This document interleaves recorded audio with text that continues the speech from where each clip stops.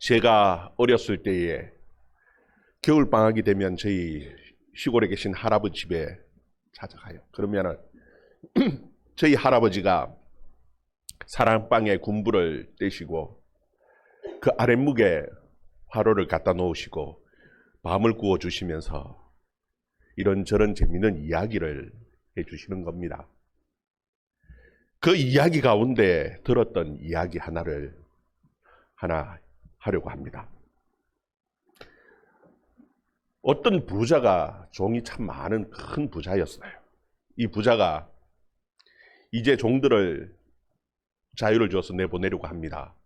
그런데 이 주인의 마음 속에 종들 가운데 특별히 신실하고 성실한 그 종에게 좀 재물을 좀 많이 줘서 좀 잘 살 수 있도록 그렇게 좀 재물을 줘서 보내고 싶은데, 그런데 특별히 몇몇 그 종에게만 주면은 다른 종들이 좀 반발할 것도 같고, 그래서 고민하다가 다 내보내기 그 전날 밤에 종들을 다 불렀어요. 그리고는 그 종들에게 하는 얘기가 이제 마지막으로 너희들에게 좀 부탁하고 시킬 일이 있는데 좀 해달라는 겁니다. 밤새 좀 새끼를 꼬아달라는 겁니다. 그런데 새끼를 꼬는데 그냥 꼬는 것이 아니고 가늘고 길게 튼튼한 그 새끼를 좀 꼬아달라 그러면서 종들에게 부탁을 했습니다. 이제 종들이 방에 둘러앉아서 밤새 새끼를 꼽니다. 그런데 어떤 종들은 온갖 불평을 널어놓습니다. 마지막까지 우리를 고생시키고 그 일을 시켜야 하냐면서 막 불평하는 종이 있는가 하면은, 또 어떤 종들은 그냥 대충 분명히 주인은 가늘고 길게 새끼를 꼬라고 했는데 굵직굵직하게 그냥 대충 일을 하는 그런 종이 있고요. 또 어떤 종들은 정말 성실하게 가늘고 긴 새끼를 밤새 열심히 꼬는 종이 있었습니다. 이제 아침이 되었습니다. 주인이 모든 종들을 다 불렀어요. 그리고는 하는 얘기가, 너희들을 이제 자유를 줘서 내보내려고 하는데 그냥 어찌 내보내겠냐, 너희들에게 선물을 주려고 한다 하고는 광에 들어가서는 거기에 있는 엽전을 마음껏 가져가라는 겁니다. 그런데 조건이 밤새 꼰 그 새끼에 그 엽전을 꿰어서 가져가라는 거예요. 그 이야기를 듣고 그냥 불평하면서 원망하면서 잤던, 그리고 깰 수도 없이 굵직한 그 새끼를 꼬았던 그 종들은 땅을 치며 후회를 하더라면서 그 이야기를 할아버지가 제게 해주시는 거예요. 아마 성실하게 살아야 한다 하는 그 교훈을 주기 위해서 할아버지가 그 군밤까지 구워주시면서 그 이야기를 해주신 것 같아요. 근데 그때 어린 나이에 제 생각에, 제 마음에 드는 생각이 무슨 생각이 들었냐 하면은, 만약에 그 종들 가운데에 정말 주인의 그 풍성한 그 사랑, 정말 주인이 주려고 하는 것이 무엇인지 아는 종이 있었다면은 그 밤새 그 새끼를 꼬면서 얼마나 즐거운 마음으로, 행복한 마음으로, 얼마나 기쁘게 그 일들을 했을까 하는 생각을 어린 나이에 해보았어요. 여러분, 오늘 우리가 읽은 이 본문의 말씀은 사도 바울이 하나님께서 예수 그리스도를 통해서 주시려고 하는 그 하나님의 사랑이, 은혜가 얼마나 풍성한지 그것을 좀 알라고 그 이야기를 우리에게 오늘 해주고 있는 말씀입니다. 여러분, 오늘 이 말씀을 통해서 그 하나님의 풍성한 사랑을 깨닫고 그 은혜를 깨닫고 누릴 수 있는, 기쁨으로 이 세상을 누리며 살아갈 수 있는 저와 여러분의 삶이 되어줄 수 있기를 주의 이름으로 축원합니다. 우리 8절 말씀 같이 한번 읽어봅시다. 8절 말씀 같이 읽습니다. 시작. 모든 성도 중에 지극히 작은 자보다 더 작은 나에게 이 은혜를 주신 것은 청량할 수 없는 그리스도의 풍성함을 이방인에게 전하게 하시고. 아멘. 여기 보면은 사도 바울은 자기를 어떻게 표현하느냐 하면은 모든 성도들 중에 지극히 작은 자보다 더 작은 자다, 그렇게 자신을 표현하고 있는 겁니다. 여러분, 우리가 볼 때에 바울은 너무나 위대하고 대단한 사도이지요. 그런데도 불구하고 자신은 모든 성도들 가운데 지극히 작은 자보다도 더 작은 자라고 자신을 표현하는 거예요. 여러분, 우리가 보면은 어떤 생각이 드느냐 하면은, 야, 과장된 겸손이 아닌가, 혹시 위선은 아닌가 하는 그런 생각이 듭니다. 그런데 바울은 결단코 그런 것이 아니라는 겁니다. 본인이 정말 어떻게 생각하느냐 하면, 자기 자신은 모든 성도들 가운데 지극히 작은 자보다도 더 작은 그런 자라고 스스로 생각하고 고백하는 말입니다. 왜 그럴까? 여러분, 바울은 그 당시 웬만한 유대인 성도들이라면 다 들었을 그 예수님의 설교 한번 제대로 들어본 적이 없는 그런 사람입니다. 예수님께서 떡을 떼시고 물고기를 나누시며 축복하시고 나눠주실 때에 그 자리에 5,000명이나 되는 사람들이 함께 그 떡을 나누고 뗐는데요, 그 자리에 함께 있지도 못한, 그 5,000명 가운데도 들어가지 못한 사람이 바울입니다. 바울은 예수님에 대해서 알았습니다. 그런데 예수님에 대해서 잘못 알았습니다. 그래서 예수 믿는 사람들은 그의 정신병자 취급을 하면서요, 얼마나 그 마음속에 분노가 가득했는지 그냥 도저히 두고 볼 수가 없어서 예수 믿는 사람들은 잡아서 옥에 가두고 핍박하고 심지어는 죽이는 데까지 함께 동참하고, 예루살렘에 있는 사람뿐만이 아니라 그 분노가 얼마나 대단했는지 멀리 그 다메섹까지 가서 예수 믿는 사람을 잡아다가 옥에 가두려고 쫓아가던 사람이 누구냐 하면은 이 바울이었습니다. 여러분, 이 바울은 정말 성도들 가운데에 내세울 만한 것이 없지요. 그와 같이 예수 그리스도를 대적하고 하나님을 대적하던 이 바울을 하나님께서 그를 구원하시고 하나님의 자녀 삼아주셨습니다. 바울이 생각할 때 그 하나님의 사랑,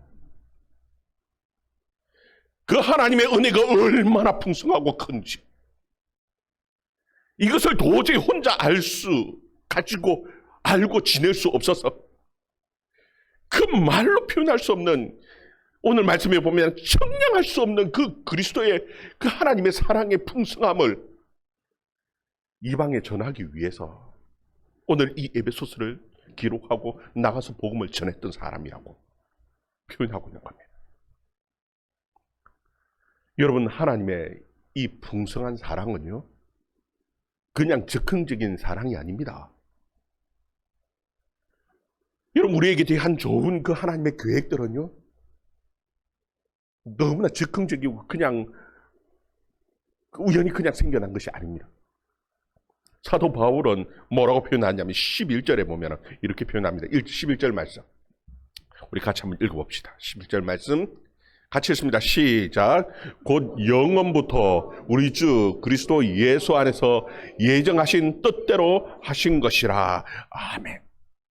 여러분, 이 사랑은 이 세상이 만들어지기도 전에, 우리가 태어나기 전은 이미 말할 것도 없이요, 이 세상이 만들어지기 전 그 영원 전부터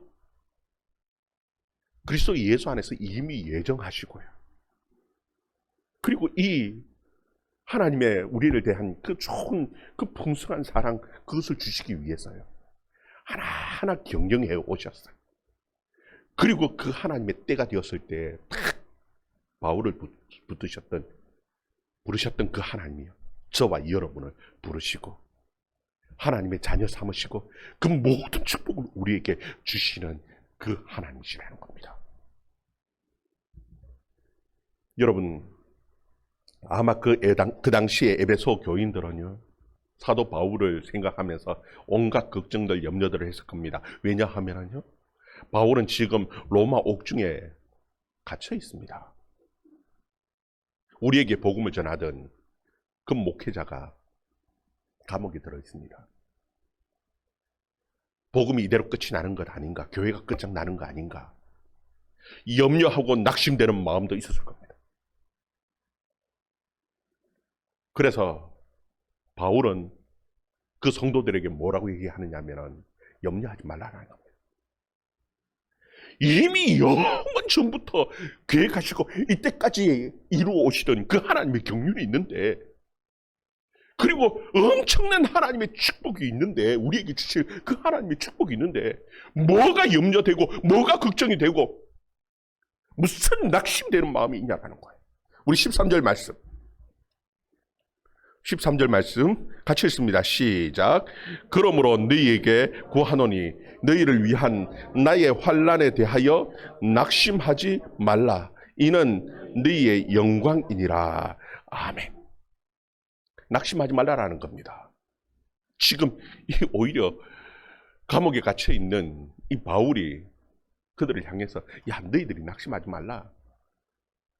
이 말은 다시 말하면, 바꿔 말하면요, 너희들이 어떠한 어려움을 당하고 어떠한 그 환난을 당한다 할지라도 예수 믿는 것 때문에 당하는 그 모든 어려움 가운데서 낙심하고 좌절하지 말라라는 겁니다. 왜요?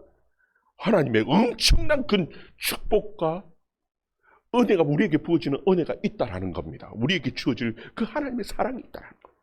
그 사랑이 무엇입니까? 12절에 보면은 우리가 그 안에서 그의 믿음으로 말미암아 담대함과 확신을 가지고 하나님께 나아감을 얻었느니라. 아멘. 여러분, 이 종들이 밤새 새끼를 꼬면서 그 창고에 들어가서 가지고 나올 그 재산들을, 재물들을 생각했다라면요, 새끼 꼬는 것이 힘들고 어려웠겠습니까? 그 마음속에 조금 지금 이렇게 잠이 오는데 힘들고 피곤한데 내가 왜 이 일을 해야 되냐? 낙심하고 불평하고 원망했겠습니까? 그 모든 축복의 근원이 되시는 하나님 앞에 담대히 나갈 수 있는, 확신을 가지고 나갈 수 있는 그 길이 열려졌는데, 지금 조금 감옥 속에 있고 지금 조금 어려움을 당하고 힘듦을 당하고 그렇다고 낙심하고 좌절하고 그 두려움에 빠져 있을 수 있습니까? 그 사랑을 아는데, 그 풍성함을 아는데. 여러분, 우리는 하나님이 주신 은혜에 대해서 잘 모르지요. 제일 먼저 알아야 되는 것이 무엇이냐 하면요, 하나님이 주시는 그 은혜는요, 두 가지 종류의 은혜가 있다는 것을 알아야 합니다. 몇 가지요? 크게 두 가지 종류예요. 하나는 모든 사람들에게 다 일반적으로 주시는 은혜예요. 이것을 신학적으로 뭐라고 얘기하냐면은 일반 은혜, 일반 은총이라고 얘기합니다. 모든 사람들에게 다 일반적으로 주시는 거예요. 하늘의 태양, 공기, 물, 모든 것들은 하나님께서 모든 사람들에게 그냥 공짜로 다 일반적으로 다 주시는 거예요. 그런데 그것 말고 특별히 하나님의 백성들에게만 주시는 하나님의 특별한 은혜가 있다라는 겁니다. 여러분, 이 특별한 은혜에 대해서 많은 사람들이 잘 몰라요. 그런데 그 특별한 은혜를 알았던 사람이 있었습니다. 마태복음 15장에 보면은요, 어떤 이야기가 나오느냐 하면은, 어떤 말씀이 나오냐면, 예수님께서 두로와 시돈 지역으로 가시는데 가나안 여인 한 사람이요, 소리를 지릅니다. 이 여인에게는 딸이 하나 있는데 딸이 귀신 들렸어요. 그 귀신 들린 딸 때문에 예수님에게 소리 지르는데 뭐라고 소리 지냐면, 다윗의 자손이여, 나를 불쌍히 여겨주세요. 나를 불쌍히 여겨주세요. 좀 나를 불쌍히 여겨달라고. 이 가난한 여인이 예수님에게 막 소리를 지르면서 예수님을 따라가는 겁니다. 얼마나 소리를 지르면서 따라갔던지 그 제자들이요, 귀찮지요. 그래서 예수님에게 부탁을 합니다. 예수님, 뭐 좀 적당히 해서 저 여인 좀 돌려보내면 안 됩니까? 예수님 모른 척하고 그냥 가시거든. 소리 지르면서 따라오는 그 여인 때문에 제자들이 예수님에게 부탁을 하는 겁니다. 좀 저렇게 소리 지르는데 그냥 좀 적당히 뭐 어떻게 해서든지 좀 돌려보냅시다. 예수님께서 그 여인에게 하시는 말씀이요, 아들에게 줄 떡을 개에게 주는 것이 합당하지 않다. 딱 거절해버렸어요. 여러분, 이 여인을 예수님이 무슨 취급을 해버렸냐면 개 취급을 해버렸죠. 아들에게 줄 떡을 개에게 주겠냐고. 그런데 이 여인이요, 하는 대답이 너무너무 놀라운 대답을 합니다. 뭐냐 하면은 떡을 바라는 것이 아니라는 겁니다. 개들도 주인의 상에서 떨어지는 부시러기 그거 있지 않냐고. 그거 부시러기 달라라는 겁니다. 여러분, 지금 이 여인이 구하는 것은요, 하나님의 자녀들이 가진 그 특별한 은혜, 그거 바라는 것 아니고, 하나님께서 주시는 모든 사람들에게 주는 그 일반적인 하나님 은혜가 있지 않습니까? 하나님 그 은혜라도, 그 부시러기 은혜라도 좀 달라고. 그러면서 매달리는 이 여인의 모습을 보면서 예수님께서 하시는 말씀은요, 이 여인의 믿음이 크다 하시면서 예수님께서 너가 기도하는데 믿음대로 되었지어다. 딸이 나아버렸습니다. 여러분, 하나님의 백성들이 하나님의 은혜를 잘 모릅니다. 이 여인은, 가나안 여인은 일반적인 그 부시러기 은혜를, 그리고 하나님이 자녀들이 받는 그 특별한 은혜를 구분해서 그것까지만이라도, 부시러기 은혜라도 달라고 그렇게 매달리는데, 그런데 하나님의 자녀들은 이미 떡이 준비되어져 있는데 그 떡을 구하지 않는. 여러분, 떡이면 됐지 무슨 부시러기가 필요합니까? 그래서 예수님께서 먼저 그의 나라와 그 의를 구하면은 나머지 다 주신다고 얘기하는데, 그런데도 불구하고 그 떡은 모르고 자꾸 부시러기 그게 전부인 것처럼 세상 사람들하고 부시러기 가지고 싸우고 앉아있는 이 하나님의 백성들을 보면서 예수님이 얼마나 답답해하십니까? 여러분, 진짜 복을 구할 수 있기를 바랍니다. 진짜 복을 구하면요, 부시러기는 그냥 따라 흘러지는 게 그게 부시러기입니다. 지금 바울이 하나님의 그 풍성한 하나님의 준비되어진 그 선물들이 있는데, 하나님의 은혜가 있는데 그것 좀 제대로 구해보라는 겁니다. 우리 16절 말씀 같이 한번 읽어봅시다. 16절 말씀 같이 읽습니다. 시작. 그의 영광의 풍성함을 따라 그의 성령으로 말미암아 너희 속 사람을 능력으로 강건하게 하시오며. 여기 보면은 너희 속 사람이라는 말씀을 하고 있죠. 여러분, 속 사람이 있다라면은 또 어떤 사람도 있습니까? 그 사람도 있겠죠. 여러분, 우리는 그 사람에게 상처가 나고 아프면은요, 그거는 쉽게 치료할 수 있습니다. 예를 들어서 뭐 상처가 나면은 연고 바르고 데일밴드 붙이고, 여러분 그게 안 되면은 우리 그 사람 중에 예를 들어서 뭐 위장이 탈이 나고 소화가 안 되고 하면 약 먹으면 낫습니다. 간이 안 좋아도 웬만한 요즘은 약 먹으면 다 낫습니다. 우리의 그 사람은요, 하나님께서 의술을 통해서 낫게 하는 방법을 다 주셨습니다. 이게 바로 일반 은총입니다. 이미 하나님께서는 이 세상에 우리 그 사람을 치료할 수 있는 방법들을 다 주셨어요. 그래서 의술을 통해서, 일반 의학을 통해서도 충분히 낫고 그것을 치료할 수 있습니다. 그런데 진짜 문제는 무엇이냐 하면요, 우리가 우리 스스로 우리가 해결할 수 없는, 우리 스스로 낫게 할 수 없는 진짜 문제는 그 사람이 아니라 속 사람이 문제라는 겁니다. 여러분, 우리의 마음의 상처들요, 그전에는 그런 아픔이, 상처가 있는지도 몰랐습니다. 우리의 그 감정의 그 아픈 부분들요, 너무나 쉽게 상처가 납니다. 지나가는 말, 상처 주려고 한 말도 아닙니다. 그냥 무심코 한 말 한마디에 우리는 상처받았다고, 아프다고, 힘들다고. 그게 그냥 치료되어집니까? 여러분, 우리의 마음도 그런데요, 우리의 영혼은 죽어버리면 해결할 수 있는 방법이 우리에게서 해결할 수 있는 방법이 없습니다. 우리의 영혼은 조그마한 죄에도 죽어버립니다. 어떻게 치료하고 낫게 할 수 있습니까? 우리의 속사람은 그렇다라는 거예요.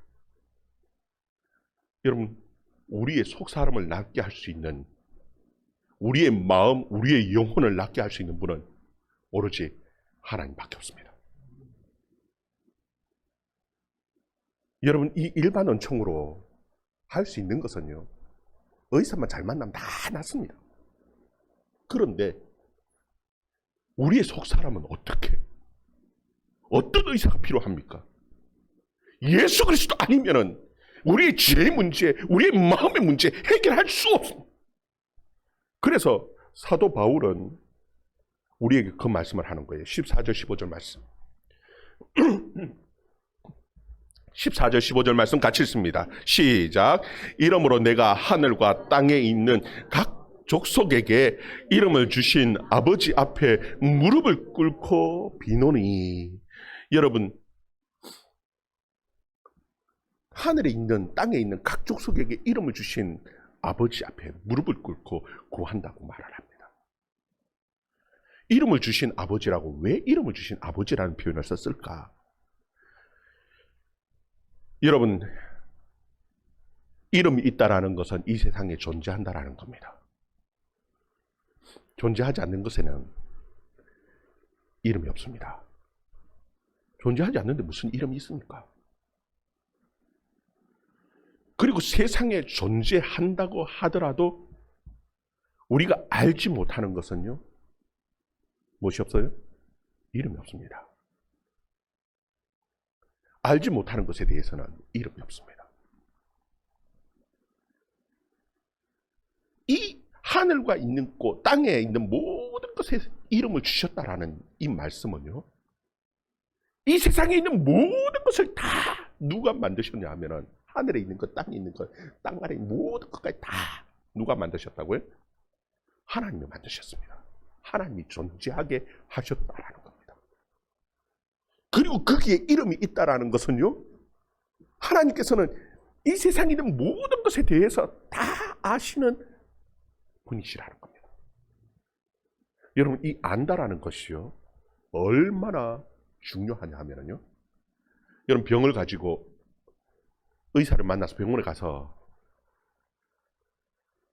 치료받기 위해서 갔는데 의사가 가장 기가 막힌 말은 뭐냐 하면요, 병명을 모른다는 얘기입니다. 여러분, 그 얘기 들으면 기가 막힙니다.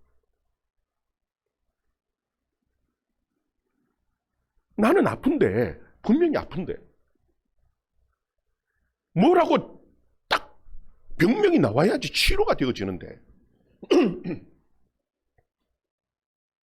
병명을 모릅니다. 그러면 치료할 수 있는 방법이 없다라는 얘기입니다. 방법이 없다라는 겁니다. 병의 이름을 모르는데 어떻게 치료를 합니까? 무슨 약을 씁니까? 방법이 없지요. 근데 하나님은 아신다라는 겁니다. 우리의 모든 아픈 부분들, 힘든 부분들, 상처난 부분들, 모든 구석구석의 모든 부분들을 이름을 아신다는 얘기는 우리에 대해서 다 알고 계시는 하나님이시고 치료가 가능하신 하나님이시라는 것을 바울은 말씀하고 있는 겁니다. 심지어는 뭐까지요? 그 사람뿐만이 아니라 우리의 속사람까지도, 우리의 마음에 난 상처, 우리의 영혼이 죽은 것까지 하나님이 에스겔에게 이렇게 묻지요. 마른 뼈들이 잔뜩 쌓여 있는 그 골짜기에서 이들이 살겠느냐? 우리 생각에는요, 할 수 없지요. 알 수 없지요. 근데 누구는 하신다고요? 하나님만을 하실 수 있습니다. 하나님의 말씀만이 그것을 살릴 수 있는 능력이라는 겁니다. 왜요? 이름을 지으시니까 하나님이시기 때문에. 이미 이 세상이 만들어지기 전 영원 전부터 이 조상철에 대해서 이미 하나님께서는 알고 계시고 좋은 계획을 가지고 계시고 이때까지 경륜해 오신 하나님이시기 때문에 지금 내 속 사람에게 있는 내 문제를 누구보다도 잘 아시고 고칠 수 있는 최고의 의사는 누구냐 하면은 하나님이십니다. 그 하나님 앞에 내가 담대하게 확신을 가지고 나아갈 수 있게 되어졌다는 이것이 얼마나 큰 은혜고 축복이냐라는 겁니다. 바울은 이것을 알고는요 견딜 수가 없습니다. 그래서 지금 이 에베소서를 통해서 에베소 교인들에게 이것을 읽고 있는 우리에게 지금 그 놀라운 하나님의 예수 그리스도를 통해서 주시는 그 풍성한 은혜와 사랑을 우리에게 지금 얘기하고 있는 겁니다. 우리 17절에서 19절까지 말씀 우리 같이 한번 읽어봅시다. 17절에서 19절까지 말씀 같이 읽습니다. 시작. 믿음으로 말미암아 그리스도께서 너희 마음에 계시게 하옵소서. 너희가 사랑 가운데서 뿌리를 박히고 터가 굳건하여져서 능히 모든 성도와 함께 지식에 넘치는 그리스도의 사랑을 알고 그 너비와 길이와 높이와 깊이가 어떠함을 깨달아 하나님의 모든 충만하신 것으로 너희에게 충만하게 하시기를 구하노라. 아멘. 참 너무 놀라운 말씀을 하죠. 거기 보면은 지식에 넘치는 그리스도의 사랑을 알고 18절에 그런 말씀을 하죠. 여러분 지식에 넘치는 그리스도의 사랑이 뭡니까? 지식에 넘쳤다고 말합니다. 넘쳤다라는 말. 우리의 머리로는 도저히 다 이해할 수 없고 깨달을 수 없는 그 하나님의 그 풍성한 사랑입니다. 우리의 머리로는 다 알 수 없는 지식에 넘쳤다라 하는 표현이 바로 이겁니다. 그럼 어떻게 압니까? 우리의 머리로는 알 수도 없고 이해할 수도 없고 깨달을 수도 없는데 어떻게 압니까? 능히 알 수 있는 방법인데 그게 무엇이냐면 모든 성도와 함께 안다라는 겁니다. 무엇을요? 이 지식에 넘치는 그리스도의 사랑을 모든 성도와 함께 알 수 있다는 겁니다. 어떻게? 능이라는 표현을 쓰는 거예요. 능. 여러분 우리는 혼자서 신앙생활 하면은 잘 할 수 있을 것 같고 말씀 보면 하나님의 사랑을 하나님의 뜻을 다 깨달고 알 수 있는 천만 불가능한 일. 어떻게 합니까? 교회를 통해서 하는 겁니다. 모든 성도들이 함께 교회에서 같이 예배를 드리면서 하나님의 풍성한 사랑을 알고 깨달아가는 겁니다.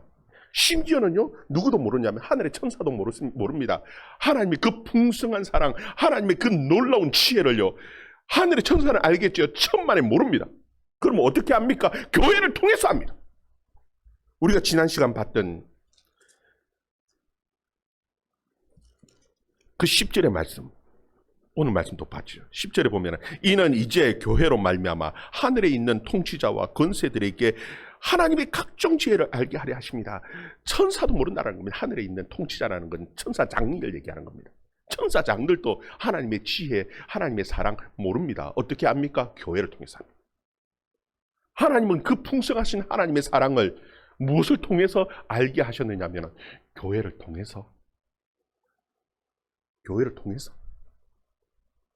하나님의 사랑을, 하나님의 지혜를, 하나님의 모든 선물을, 축복을 교회를 통해서 능히 알게 하셨습니다. 그래서 교회가 너무나 복된 겁니다. 왜 교회에 나와야 됩니까? 왜 모여야 됩니까? 하나님의 모든 지식과 모든 축복이 다 교회를 통해서 주어지기 때문에 예수 그리스도 안에 교회 안에 주어지기 때문에 그렇습니다. 여러분 교회는 예수 그리스도의 몸된 교회이기 때문에 그렇습니다. 19절 말씀 보면요 참 재밌는 표현을 써놨죠. 그 너비와 길이와 높이와 깊이가 어떠한지 깨달아. 여러분 그 너비, 그 길이, 그 높이, 그 깊이는 무엇이냐면 예수 그리스도를 통해서 주시는 하나님의 사랑을 표현하는 겁니다. 하나님의 사랑이 얼마나 넓으냐.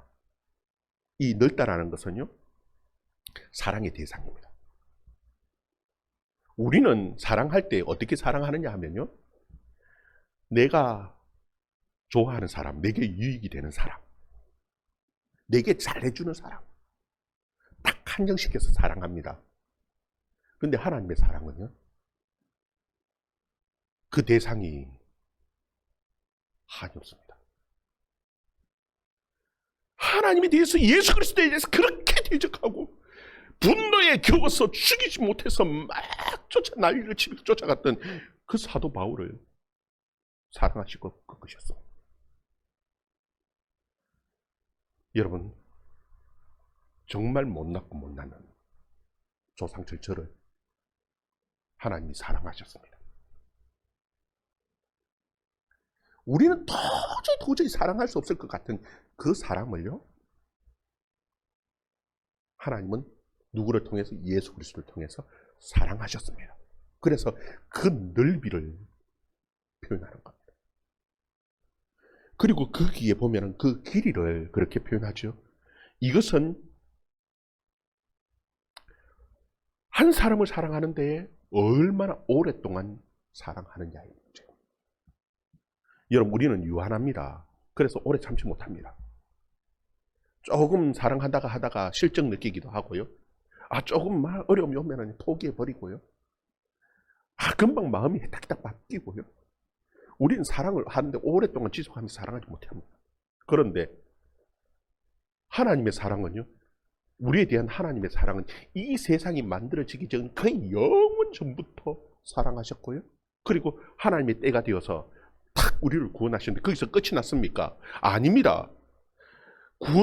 하나님 불러서 구원을 시켜놓았는데 여전히 우리의 모습은요, 하나님의 자녀 같지 않은 모습들을 그냥 남아있고요, 죄 짓고 여전히 못된 짓 하고 있는 우리인데, 그럼에도 불구하고 하나님 끝까지 인내하시고 사랑하시는 그 하나님의 사랑의 길이가 얼마나 깁니까? 끝까지 인내하시는 하나님이십니다. 그걸 압니까? 그리고 그 높이는요, 여러분, 하나님의 사랑의 수준은요, 우리의 사랑의 수준하고 비교할 수 없습니다. 우리의 수준은요, 뭐 어쩌다 보니까 사랑하고 어쩌다 보니까 또 막 금방 해주고 진지하지를 못하지요. 그런데 하나님의 사랑은요, 한 사람 한 사람에 대해서 얼마나 진지한지요. 우리를 구원하시기 위해서 수준 높은 사랑을 하십니다. 그 깊이는요, 우리의 속 사람, 우리의 죄의 모든 것들을 다 들추었어요. 깨끗하게 치료하시는 그 하나님의 사랑의 깊이가 있어요. 우리는 도저히 더러워서 받아들일 수 없을 만합니다. 여러분, 우리 서로 우리 내 속에 뭐가 들은지 다 안다 하면요, 여기 같이 얼굴 쳐다보고 앉아있을 수 있는 사람 없습니다. 그런데도 불구하고 우리 속 사람을 다 아시는 하나님께서 그것까지도 다 더러운 것을 다 드러내셔서 치유하시는 하나님의 사랑이 있어요. 여러분, 자식들 보면은요, 자식 똥 싸는 것도 다 이쁘고 좋지 않습니까? 향기롭지 않습니까? 우리 부모 그렇지 않습니까? 근데 그것보다도 더 우리의 더러운 것까지도 다 치우시고 씻어주시는 그 하나님의 사랑은요, 말로 할 수 없는, 청량할 수 없는 하나님의 풍성한 사랑이에요. 그래서 20절, 21절에 결론으로 이런 말씀을 합니다. 우리 같이 한번 읽어봅시다. 같이 읽습니다. 시작. 우리 가운데 역사하시는 능력대로 우리가 구하거나 생각하는 모든 것에 더 넘치도록 능히 하실 이에게 교회 안에서와 그리스도 예수 안에서 영광이 대대로 영원 무궁하기를 원하노라. 아멘. 여러분, 우리가 구하는 것보다 더 풍성하게 주시는 하나님의 은혜와 축복이 있습니다. 무엇을 통해서 주신다고요? 교회 안에, 그리스도 예수 안에서 우리에게 영원 무궁토록 주시는 그 하나님의 풍성한 사랑이 있음을 여러분 깨닫고 누릴 수 있기를 바랍니다. 여러분, 우리가 그 주실 하나님의 사랑, 축복을 알면은요, 지금 조금 힘들고 어려운 건 뭐가 힘듭니까? 밤새서 새끼 꼰다고 그게 전부 다 꼬는 만큼 다 내게 재물이라면은요, 뭐 힘듭니까? 그거하고 비교가 됩니까? 하나님이 주실 우리의 축복이 전도한다고 좀 힘듭니까? 여러분, 그래서 사도 바울은 그 얘기를 하는 겁니다. 지극히 작은 자 가운데서도 더 지극히 작은 나에게 주신 하나님의 은혜가 얼마나 풍성한지 알았는데, 내가 이방인에게 전하고, 그리고 그 가운데 전하다가 감옥에 갇혔다고 낙심하고 포기한다고요? 어렵다고요? 좌절한다고요? 웃기지 말라는 겁니다. 왜? 하나님이 주실 그 사랑, 그 풍성한 축복을 알기 때문에. 여러분, 그런 마음을 저와 여러분이 가지고 복음 위에서 살아갈 수 있는 저와 여러분의 삶